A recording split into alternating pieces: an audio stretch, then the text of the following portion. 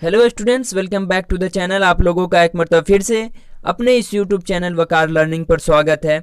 जैसा कि आप लोगों को पता ही है कि इस चैनल के माध्यम से जो स्टूडेंट क्लास 10th और 12th में हैं उनके लिए वीडियो लाई जाती है ताकि उनकी पढ़ाई रुकी न रहे, वो पढ़ सके, अपनी तैयारी कर सके। तो आज हम लोग उसी में से क्लास 12th के इंग्लिश जो हमारे सिलेबस में रेनबो पार्ट 2 है उसी का फर्स्ट चैप्टर देखेंगे, जिसका नाम है इंडियन सिविलाइजेशन एंड कल्चर, जिनके ऑथर हैं गांधी जी, महात्मा गांधी।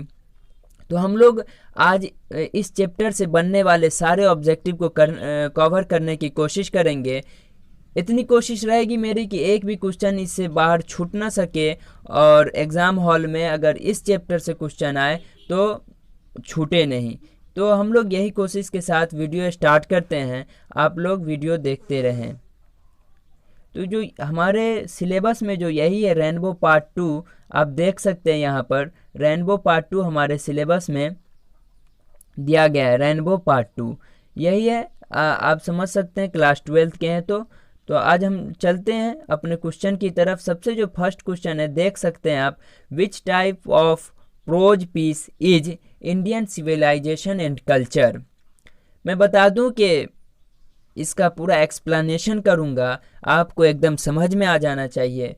तो यहाँ पर समझते हैं हम लोग कि which type of prose piece is Indian civilization and culture. Indian civilization and culture जो है प्रोज पीस किस तरीके का है, स्टोरी है या स्पीच है या एस्से है या ड्रामा है। तो इसका जो राइट आंसर हो जाएगा वो एस्से है। क्या है ये? एस्से। तीसरे पे देख सकते हैं ऑप्शन नंबर सी पे, वो एस्से इसका सही आंसर हो जाएगा।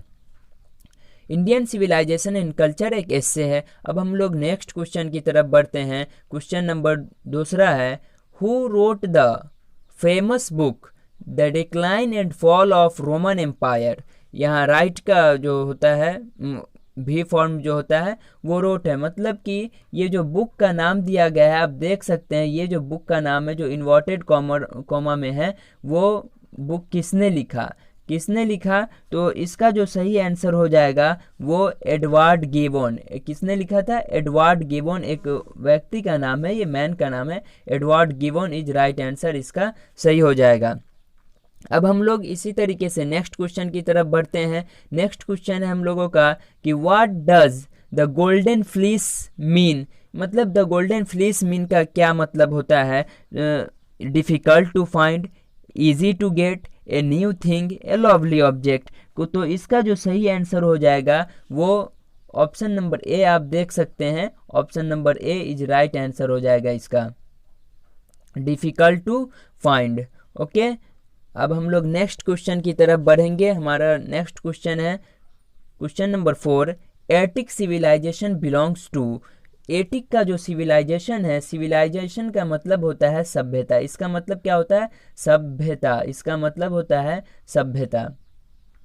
तो एटिक का जो सिविलाइजेशन है कहाँ से बिलोंग करता है?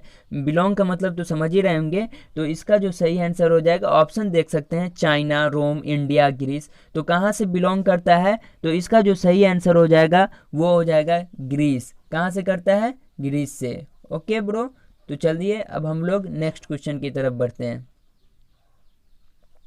क्वेश्चन नंबर 5 है, civilization is that mode of conduct which point out to man the path of.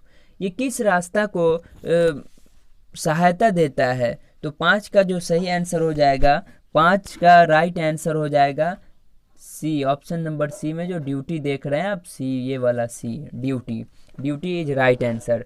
तो चलिए दोस्तों अब हम लोग नेक्स्ट क्वेश्चन की तरफ बढ़ते हैं। इसी तरीके से हम लोग पूरे क्वेश्चन को कवर करेंगे और कोशिश करेंगे कि एक भी क्वेश्चन इससे बाहर ना हो। बस आप लोग इस चैनल से जुड़े रहें। मैं आपसे वादा करता हूं और भरोसा दिलाता हूं कि आपकी पूरी तैयारी की जिम्मेदारी मेरी रहेगी और पूरी तैयारी आपको बिल्कुल मुफ्त कराई जाएगी।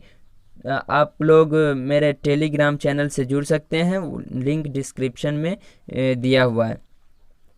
तो चलिए दोस्तों अगला क्वेश्चन की तरफ हम लोग बढ़ते हैं कि अगला क्वेश्चन नंबर 6 है कि Hinduism has made marvellous discoveries in things of religion of the spirit of the.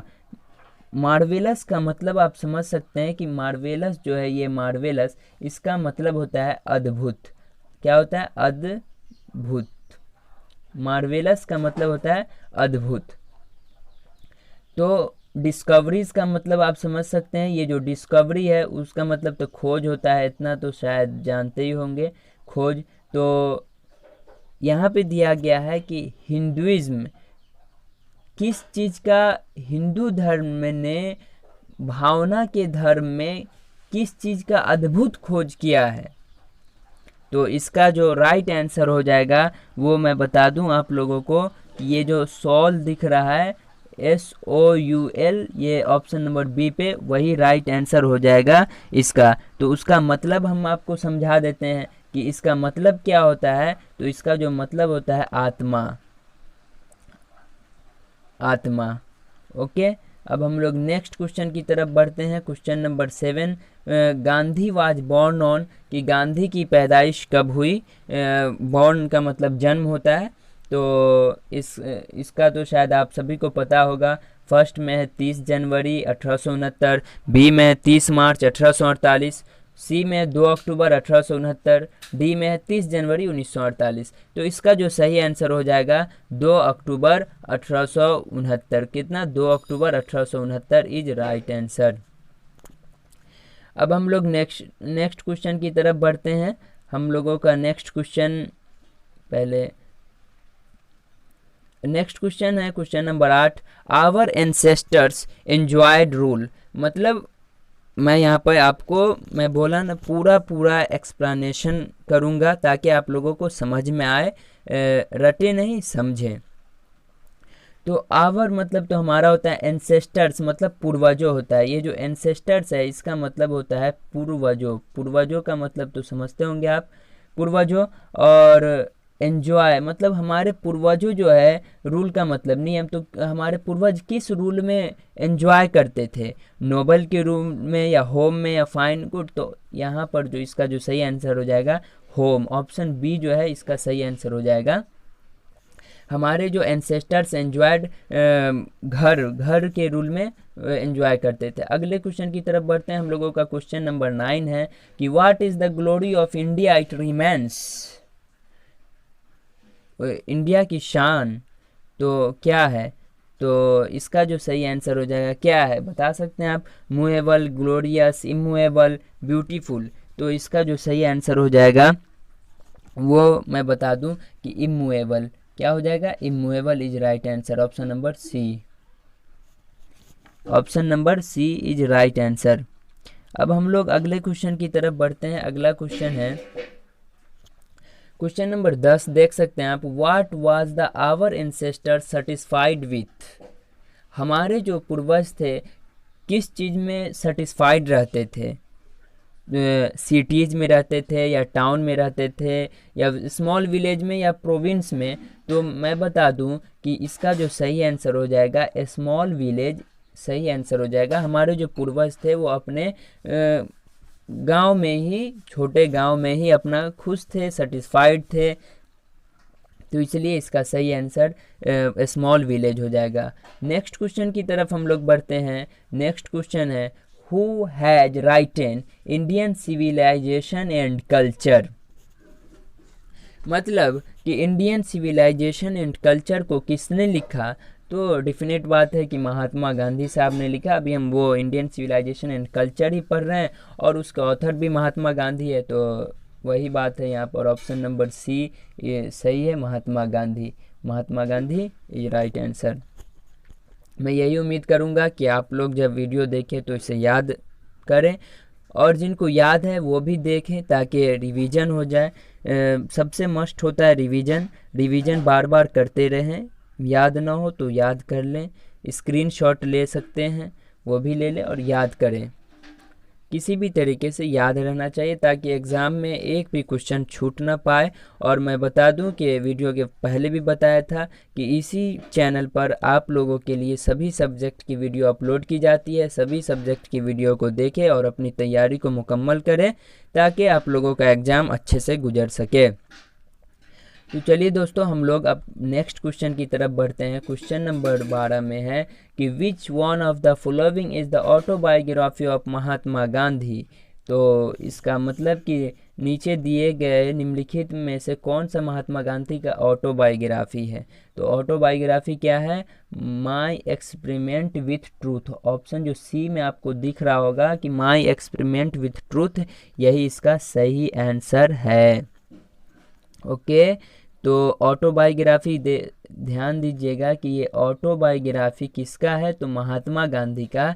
Mahatma Gandhi का ऑटोबायोग्राफी क्या है? माय एक्सपेरिमेंट विथ ट्रूथ जो है वो महात्मा गांधी का ऑटोबायोग्राफी है। तो चलिए दोस्तों, अगले क्वेश्चन की तरफ बढ़ते हैं जो हमारा क्वेश्चन नंबर 13 है। Who were Feroz. तो इसका जो सही आंसर हो जाएगा वो मैं बता दूं कि आप लोगों को रूलर्स ऑफ इजिप्ट के जो थे उसको ही फेरोज कहते थे। समझ गए? Rulers of Egypt. चलिए अब हम नेक्स्ट क्वेश्चन की तरफ बढ़ते हैं। नेक्स्ट क्वेश्चन है हम लोगों का question number 14। Which one of the following journal was Mahatma Gandhi associated. Associated मतलब संबंध होता है, एसोसिएशन। कौन सा जर्नल महात्मा गांधी के संबंध में थे? तो इसका जो सही आंसर हो जाएगा वो यंग इंडिया। ओके, अब हम लोग नेक्स्ट क्वेश्चन की तरफ बढ़ते हैं। नेक्स्ट क्वेश्चन है हम लोगों का question number 15। Indian civilization worship ... मतलब कि भारतीय सभ्यता का पूजा किसमें करता है? भारतीय सभ्यता की पूजा किसमें होती है? तो मोरेलिटी मतलब इसका राइट आंसर मोरेलिटी हो जाएगा कि इंडियन सिविलाइजेशन वॉरशिप मोरेलिटी ही भारतीय सभ्यता की पूजा है। मोरेलिटी का मतलब होता है नैतिकता। मोरेलिटी का मतलब नैतिकता होता है, और नैतिकता कैरेक्टर। इमोरेलिटी मतलब अनैतिकता, गुड कंडक्ट अच्छा बर्ताव। अगले क्वेश्चन की तरफ हम लोग बढ़ते हैं। क्वेश्चन नंबर 16 है what does the Gujarati equivalent for civilization mean. मतलब कि गुजराती इक्विवेलेंट के सिविलाइजेशन किसके समकक्ष मतलब बराबर हैं? तो गुड बिहेवियर के, या good manner, good conduct, good character किसका है? तो ये जो है गुड कंडक्ट, किसका? गुड कंडक्ट इसका सही आंसर हो जाएगा। What does the Gujarati equivalent for civilization mean? तो गुड कंडक्ट। अब हम लोग नेक्स्ट क्वेश्चन की तरफ बढ़ते हैं। हम लोगों का क्वेश्चन नंबर 17 है in the word of Gandhi mind is a. मतलब कि गांधी के शब्द में माइंड क्या है? तो mind is a restless bird है। और ये काफ़ी VVI क्वेश्चन है, इसमें VVI लगा देता हूँ, ये हमेशा पूछता रहता है। तो mind is a restless bird Gandhi के शब्दों में है। ओके, अब हम लोग नेक्स्ट क्वेश्चन की तरफ बढ़ते हैं कि what does the western civilization propagate. What does the western civilization propagate. तो वेस्टर्न सिविलाइजेशन का क्या है? तो 18 का जो सही आंसर हो जाएगा वो मैं बता दूं आप लोगों को कि इमोरलिटी, वो अनैतिकता में मानता है। ओके, तो अगले क्वेश्चन की तरफ हम लोग बढ़ते हैं। अगला क्वेश्चन हम लोगों का है after all there is something in Hinduism that has kept it. मतलब कि क्या है जिसको आफ्टर अभी तक जो है हिंदू धर्म ने उसे रखा है अभी तक। किसको? डायनेमिक को, एलिव, बीजी, पॉपुलर, एलिव। डायनेमिक मतलब डायनेमिक मतलब गतिशील। डायनेमिक का मतलब होता है गतिशील रखा है, एलिव मतलब जिंदा रखा है, बीजी मतलब व्यस्त, पॉपुलर मतलब प्रसिद्ध। तो अभी तक जो है हिंदू धर्म में एलिव जिंदा रखा है, कुछ है जो जिंदा रखा है। Option number B. 20 में Edward Gibbon is associated with. Edward Gibbon किससे संबंध रखते हैं? तो एडवर्ड गिबन जो है वो इटली से संबंध रखते हैं। किससे? इटली से। चलिए दोस्तों, हम लोग अब नेक्स्ट क्वेश्चन की तरफ बढ़ते हैं कि the distinguished characteristic of modern civilization in indefinite multiplicity of human wants, this line has been taken from. तो सीधे सीधे मैं बता दूं कि ये जो लाइन है इंडियन सिविलाइजेशन एंड कल्चर है। कभी कभी ऑब्जेक्टिव में ये क्वेश्चन पूछा जाता है, इसलिए मैं सोचा कि हर क्वेश्चन को मैं कवर करूं ताकि एग्ज़ाम हॉल में एक भी क्वेश्चन छूट ना पाए। और मैं बता दूं आप लोगों को कि इसी तरीके से रोज़ आपके लिए सभी सब्जेक्ट की वीडियो अपलोड की जाएगी और आप लोग देखें और आप लोग याद रखें, याद करें और अच्छे से पढ़ाई करें ताकि आप लोगों का एग्ज़ाम सही से गुजर सके। चलिए दोस्तों, हम लोग अब नेक्स्ट क्वेश्चन की तरफ बढ़ते हैं। नेक्स्ट क्वेश्चन है, क्वेश्चन नंबर 22 है, European civilization will mean for want dot dot dot for want. तो इसका जो सही आंसर हो जाएगा वो आपको मैं बता दूं कि ऑप्शन नंबर सी में देख रहे हैं, रूइन इज राइट आंसर। तो European civilization ruin for India. Okay, तो अब हम लोग नेक्स्ट क्वेश्चन की तरफ बढ़ते हैं। Gandhi ji died at the hands of fanatic on, कौन कट्टरपंथी के हाथ से मारे गए? गांधी जी कब मारे गए? Sorry, Gandhi ji died at the hands of fanatic on. तो इसका जो सही आंसर हो जाएगा, वो आपको 30 जनवरी 1948। कब मारे गए थे गांधी जी? 30 जनवरी 1948 को मारे गए थे। तो दोस्तों, आज के इस वीडियो में मैं क्लास 12th के फर्स्ट चैप्टर को कवर किया हूँ, जो इंडियन सिविलाइजेशन एंड कल्चर है। अब मैं इसी तरीके से आप लोगों के लिए रोज़ एक वीडियो अपलोड करूँगा। वो कोशिश यही रहेगी कि सभी चैप्टर का अलग से मैं आप लोगों के सामने प्रोवाइड करता रहूँ ऑब्जेक्टिव, ताकि एक भी ऑब्जेक्टिव छूट ना पाए। जब ये हो जाएगा तो ग्रामर का सीरीज चलेगा। जब तक के लिए आप मेरे टेलीग्राम पे जुड़ जाइए, वहाँ से बहुत फ़ायदा मिलेगा आपको। और इस चैनल पे सभी ऑल सब्जेक्ट की वीडियो अपलोड की जाएगी। इसी चैनल पे क्लास 10th की भी वीडियो अपलोड की जाएगी। तो इसीलिए अपने दोस्तों को, भाइयों को, बहनों को, छोटे छोटे भाई बहन जो क्लास 10th में, उसे भी बता दें ताकि वो लोग भी अपनी पढ़ाई यहाँ से कर सकें। तो चलिए दोस्तों, आज के इस वीडियो में हम लोग क्लास 12th के फर्स्ट चैप्टर को पूरी तरीके से देख लिए, उससे बनने वाले सारे ऑब्जेक्टिव को देख लिए हैं।